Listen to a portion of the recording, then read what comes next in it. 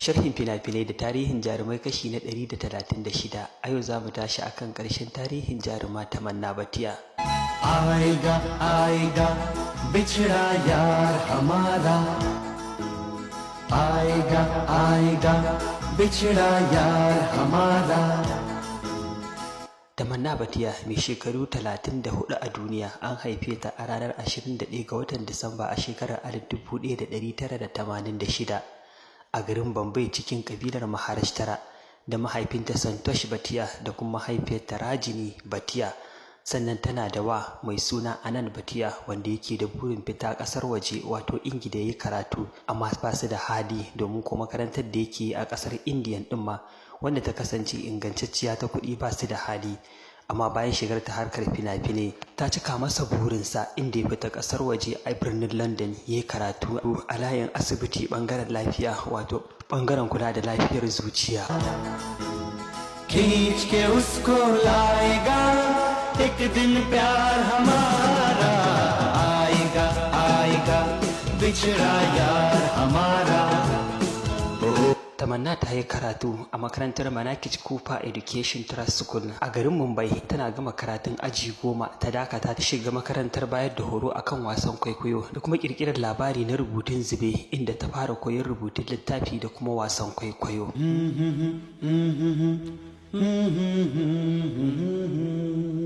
आएगा आएगा बिछड़ा यार हमारा. A shekara ta 2010 gwamnatin Tamil Nadu ta karrama Tamanna Bhatia da kambun Kalimamani Award, kambun da ake baiwa masu ƙwarewar fasaha da kirkira da kuma bunƙasa yare da al'adu. Sannan ta karɓi kambun Best Actress na Santosh Award saboda ƙoƙarin da ta yi a cikin fim ɗin 100% Love. Ta kuma karɓi Sima Award na Best Actress da manazartan yankin Tamil Nadu suka bata saboda ƙoƙarin da ta yi a cikin fim ɗin Tadaka. A shekara ta 2017 an karrama Tamanna Bhatia da kyauta ta ƙasa wato Honorary Doctorate da International Accreditation Commission suka bata saboda gudunmuwar da ta bayar wajen ci gaban sinimar yankin Telugu.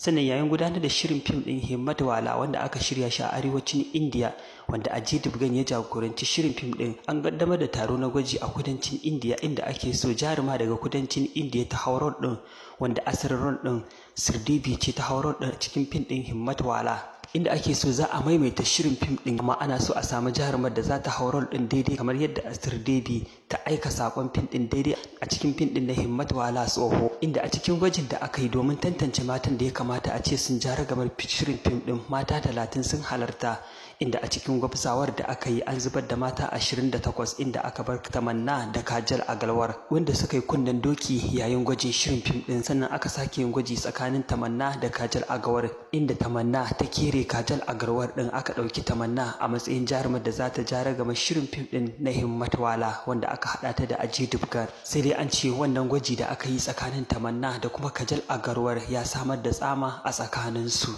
Tamanna ta yi tallace-tallace da dama a kamfanonuka kamar kamfanin sabulu, lemon kwali da kuma kamfanin Fanta. Ta kuma zama jakadiya wato ambasada ta babban gidan talabijin na yankin Telugu wato Zee Cinema Telugu na tauraron dan adam, inda take amfani da alfanun kasancewar ta jakadiyar gidan talabijin din take tallata katafaren shagonta na sayar da gwalagwalai mai suna White and Gold, inda take tallata shagon nata na White and Gold a kyauta.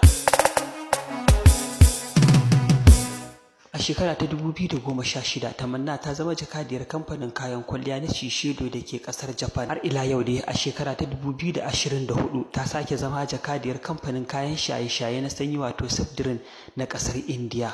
A shekara ta 2023 an gano cewa akwai alaka ta soyayya mai ƙarfi tsakanin jaruma Tamanna Bhatia da jarumi Bijay Barma, inda har ake jita-jitan cewa sun yi baiko amma a ɓoye. Sai dai ga baki ɗayansu Tamanna Bhatia da kuma Bijay Barma sun yi gum da bakinsu akan lamarin, su basu ƙaryata ba, su kuma basu ce sun amince ba.